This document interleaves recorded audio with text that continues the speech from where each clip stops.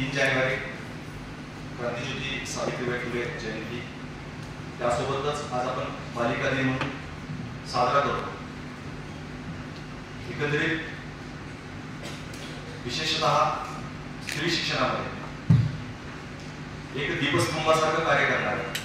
कारण ज्या कालावधीमध्ये पाश्चात्य राष्ट्रातल्या महिला आंदोलनासाठी बाहेर पडल्या होत्या, त्यावेळेस माता सावित्रीच्या माध्यमातून इथली महिला शिक्षणाचा अगिरत होती आणि एकंदरीत त्यांच्या कार्याचं स्मरण व्हावं।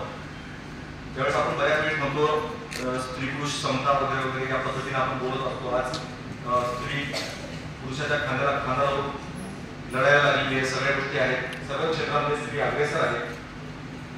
हे होत असताना आज या निमित्तानं आपण एक वेगळ्या दृष्टीने संकल्प पण करूया। स्त्री सगळ्या क्षेत्रामध्ये पुढे जात आहे। आता ज्यावेळेस मी या क्षेत्रामध्ये काम करतो, आरोग्याशी निगडीत, महिलांच्या आरोग्याशी निगडीत जे क्षेत्र आहे, आजही आपल्याकडे जवळपास 51% महिला अॅनेमिक आहेत।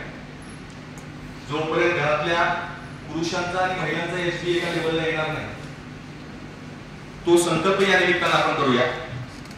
आणि मूलतः आज या कार्यक्रमाचा औचित्य साधून बेटी बचाओ बेटी पढाओच्या माध्यमातून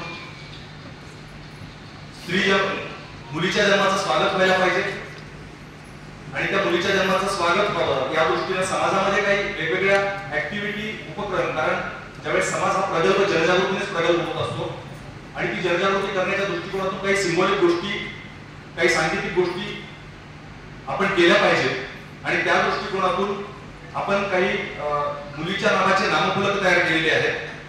त्याचबरोबर मागच्या महिन्यामध्ये राज्याचं, महाराष्ट्र शासनाचं नवीन महिला धोरण जाहीर केलं गेलं आणि त्या नवीन महिला धोरणामध्ये मुलीच्या जे पूर्ण नाव आहे त्या नावामध्ये वडिलाच्या नावाच्या आधी आईचं नाव लावण्याबाबतचा राज्य धोरणामध्ये मसुदा जाहीर झाला आणि त्या निमित्तानंच एक उपक्रम म्हणून आपण त्या दृष्टीनं सांकेतिक पद्धतीने, सिंबॉलिक पद्धतीने हा उपक्रम, ऍक्टिव्हिटी देखील राबवत आहोत। आज बालिका दिनाच्या निमित्तानं शिक्षण विभागाचाही कार्यक्रम असल्या कारणानं बऱ्याच तालुक्यामध्ये आज किशोरी मेळावे पण आपण आयोजित केलेले आहेत। विभागाच्या समन्वयातून किशोरी मेळावे, त्यांचं जे काही आरोग्य शिक्षण आहे ते देखील त्या पद्धतीने होत आहे।